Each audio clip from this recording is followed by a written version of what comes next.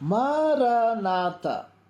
ಇಂದು 21 December 2025. ಎಲ್ಲರಿಗೂ ಭಾನುವಾರದ ಶುಭಾಶಯಗಳು. ಈ ದಿನದ ಧ್ಯಾನ ಭಾಗ ಲೂಕನು ಬರೆದ ಸುವಾರ್ತೆ 12ನೇ ಅಧ್ಯಾಯ 31 ಮತ್ತು 32 ವಾಕ್ಯಗಳು. ನೀವಾದರೋ ದೇವರ ರಾಜ್ಯಕ್ಕಾಗಿ ತವಕಪಡಿರಿ, ಇದರ ಕೂಡ ಅವು ನಿಮಗೆ ದೊರಕುವುದು.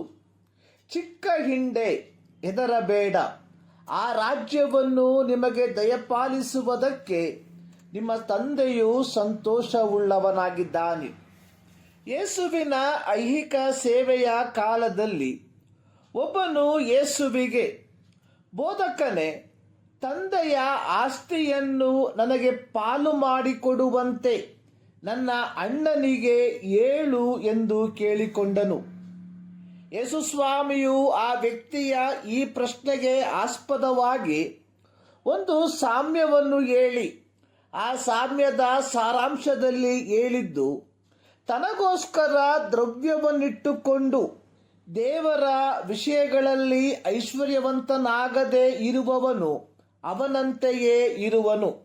ಲೂಕನು ಬರೆದ ಸುವಾರ್ತೆ 12ನೇ ಅಧ್ಯಾಯ 16ರಿಂದ 20 ವಾಕ್ಯಗಳಲ್ಲಿ ಈ ಚರಿತ್ರೆಯನ್ನು ಕಾಣುತ್ತೇವೆ. ನಂತರ ಯೇಸು ಸ್ವಾಮಿಯು ತನ್ನ ಶಿಷ್ಯರಿಗೆ ಹೇಳಿದ್ದು, ಈ ಕಾರಣದಿಂದ ಏನು ಊಟ ಮಾಡಬೇಕು, ದೇಹ ರಕ್ಷಣೆಗೆ ಏನು ಒದ್ದುಕೊಳ್ಳಬೇಕು ಎಂದು ಚಿಂತೆ ಮಾಡಬೇಡಿರಿ. ಇಹಲೋಕದ ಜನರು ಇವೆಲ್ಲವುಗಳಿಗಾಗಿ ತವಕಪಡುತ್ತಾರೆ.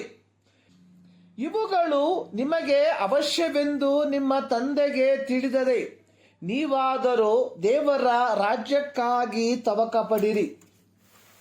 ಆಗಮನ ಋತುವಿನ 4ನೆಯ ಭಾನುವಾರವು ದೇವರ ಮಕ್ಕಳಿಗೆ ಕೊಡುವಂತಹ ಸಂದೇಶ, ಪ್ರತಿ ದೇವರ ಮಕ್ಕಳು ದಣಿದಿರುವ ತಮ್ಮ ಹೃದಯವನ್ನು ಬಲಗೊಳಿಸಿ ಯೇಸು ಕ್ರಿಸ್ತನು ತಾನೇ ವಾಗ್ದಾನ ಮಾಡಿರುವ ಆತನ ಮರಳುವಿಕೆಗಾಗಿ ಕಣ್ಣುಗಳನ್ನು ಮೇಲಕ್ಕೆತ್ತಿ ಕಾತರದಿಂದ ಕಾಯುವಂತದಾಗಿರಬೇಕು ಎಂಬುದಾಗಿ ಪೌಲನು ತೀತನಿಗೆ ಪತ್ರಿಕೆಯನ್ನು ಬರೆಯುವಾಗ ಕ್ರೇತ ದ್ವೀಪದಲ್ಲಿರುವ ದೇವಜನರಿಗೆ ಉಪದೇಶ ಮಾಡುವುದಕ್ಕೆ ಹೇಳಿದಂತಹ ಒಂದು ಮಾತು, ನಾವು ಭಕ್ತಿಹೀನತೆಯನ್ನು ಬಿಟ್ಟು ಲೋಕದ ಆಶೆಗಳನ್ನು ವಿಸರ್ಜಿಸಿ ಭಾಗ್ಯಕರವಾದ ನಿರೀಕ್ಷೆಯನ್ನು, ಅಂದರೆ ಮಹಾದೇವರ ಮತ್ತು ನಮ್ಮ ರಕ್ಷಕನಾದ ಯೇಸು ಕ್ರಿಸ್ತನ ಪ್ರಭಾವದ ಪ್ರತ್ಯಕ್ಷತೆಯನ್ನು ಎದುರು ನೋಡುತ್ತಾ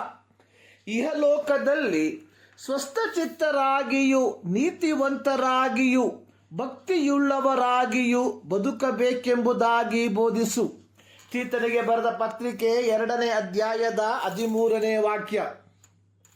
ಪ್ರೀತಿಯ ದೇವಜನರೇ, 2025 ವರ್ಷಗಳ ಹಿಂದೆ ಮಾನವ ರೂಪವನ್ನು ತಾಳಿ ಮನುಷ್ಯನಾಗಿ ಕಾಣಿಸಿಕೊಂಡು ತನ್ನ ಶಿಲುಬೆಯ ಮರಣದ ಮೂಲಕ ನಮ್ಮ ಪಾಪಗಳಿಗೆ ಪರಿಹಾರವನ್ನು ಕಲ್ಪಿಸಿ ನಮಗೆ ನಿತ್ಯ ಜೀವವನ್ನು ವಾಗ್ದಾನ ಮಾಡಿದ ಯೇಸು ಕ್ರಿಸ್ತನು ಇಂದು ನಮ್ಮಿಂದ ಬಯಸುವಂಥದ್ದು, ನಾವುಗಳು ಸ್ವಸ್ಥಚಿತ್ತರಾಗಿಯೂ ನೀತಿವಂತರಾಗಿಯೂ ಭಕ್ತಿಯುಳ್ಳವರಾಗಿಯೂ ಬದುಕಬೇಕೆಂದು 2025ರ ಕ್ರಿಸ್ಮಸ್ ಜನನವನ್ನು ಆಚರಣೆ ಮಾಡುವುದಕ್ಕೆ ತುದಿಗಾಲಿನಲ್ಲಿ ನಿಂತಿರುವ ಕ್ರೈಸ್ತರೇ, ನಮ್ಮ ಕಾತರ ಡಿಸೆಂಬರ್ 25 ಗುರುವಾರ ನಮ್ಮ ಸಭೆಗಳಲ್ಲಿ ಮನೆಗಳಲ್ಲಿ ನಡೆಯುವುದಕ್ಕಿರುವ ಸಂಭ್ರಮದ ಮೇಲಲ್ಲ, ಬದಲಿಗೆ ಯೇಸು ಕ್ರಿಸ್ತನು ತಾನೇ ನಮಗೆ ದಯಪಾಲಿಸಲಿಕ್ಕಿರುವ ಆ ರಾಜ್ಯವನ್ನು ಹೊಂದಿಕೊಳ್ಳುವಂಥದ್ದಾಗಿರಬೇಕು.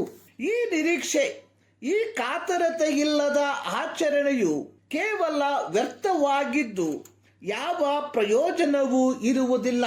ಈ ಮುಂಜಾನೆಯಲ್ಲಿ ಸರ್ವಶಕ್ತನಾದ ದೇವರು ಈ ಅಧ್ಯಯನದ ಮೂಲಕ ನಿಮ್ಮನ್ನು ಆಶೀರ್ವದಿಸಲಿ.